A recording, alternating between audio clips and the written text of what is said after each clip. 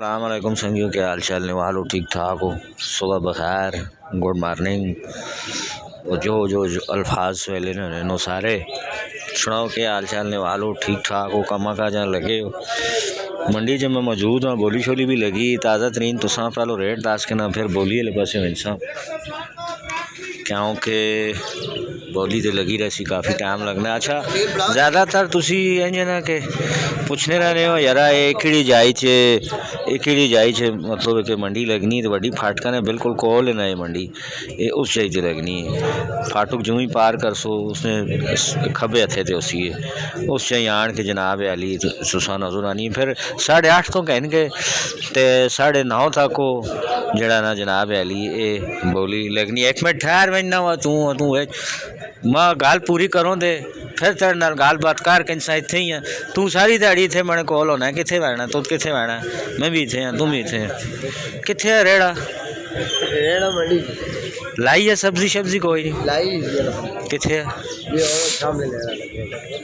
Railway तंग करने जरा साइड ते ला तंग करने कदे आने हो खुली करने कदे आने हो तंग करने रेलवे तंग करने आला तू जा जो नहीं फिर ओके करो असा नहीं दे आ नहीं आज इंशाल्लाह लाइक हज़ारा हाँ चलो करने हैं गाप शाप। मैं पहले रेट 10 के ना ताज़ा सर जी सुनो के हाल चाल ने लगे हो कमे ते रेट शेट थोड़े जे 10 छोड़ो ताज़े।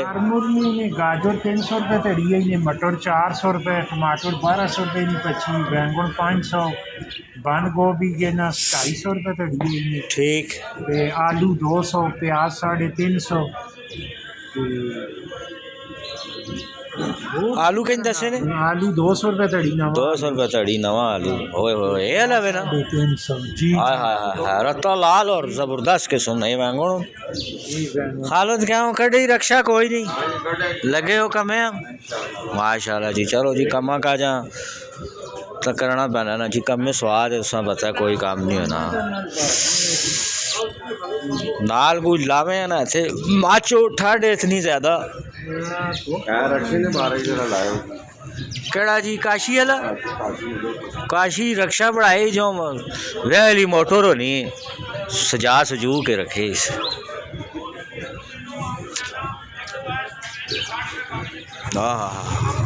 हालो दूरी लदने पैने जी सब्जियां शब्जियां फिर वेन के वर्ता क्या सुन बोली भी तो सा दस सा